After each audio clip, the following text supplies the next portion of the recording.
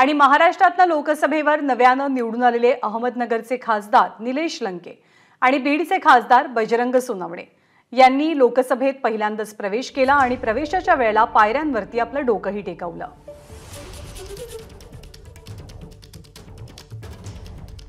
संसदेमध्ये प्रवेश करण्याची, लोकसभेत प्रवेश करण्याची या दोघांची सुद्धा ही पहिलीच वेळ आहे आणि संसदेच्या पायऱ्यांवरती दोघेही जण नतमस्तक झाल्याचं चित्र पाहायला मिळालं।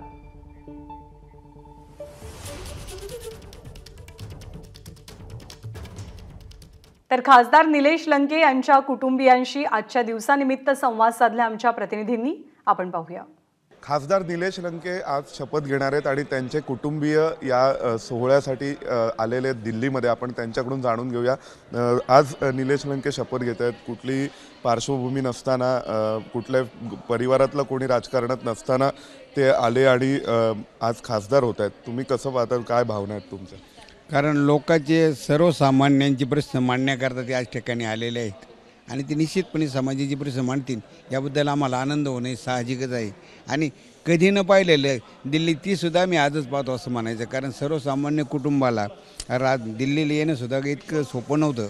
म्हणून आज त्या ठिकाणी सर्वसामान्यांचे प्रश्न, गोरगरिबांचे प्रश्न, शेतकऱ्यांचे प्रश्न हे दिल्लीमध्ये निश्चितपणे त्यांना सोडवण्याची एक प्रकारची कला आहे आणि ते नक्कीच सोडवतील हीच अपेक्षा व्यक्त करतो आणि थांबतो। आई, तुम्ही आलेला आज मुलगा खासदार म्हणून शपथ घेणार आहे, तर काय भावना आहेत? मला भरपूर आनंद झाला। आमच्या सगळ्या नातेवाईकाला, सरी परिवाराला 100 कार्यकर्ते आपले आले, त्यांना पण खूप आनंद झालेला आहे। त्यामुळे सगळे आलेले आहेत। म्हणजे यापूर्वी कधी दिल्लीत आला होता किंवा वाटलं होतं की दिल्लीत जायचं तर थेट मुलाच्या शपथविधीसाठी? येऊन गेलो होतं, वैष्णोदेवीला गेलो तर इथं आलो होतं, मुक्काम केले, 2 मुक्काम म्हणजे सगळं पाहिलं आहे। पण आता मुलाचं हे स्वप्न पाहायला आलं, म्हणजे स्वप्न पूर्ण केलं।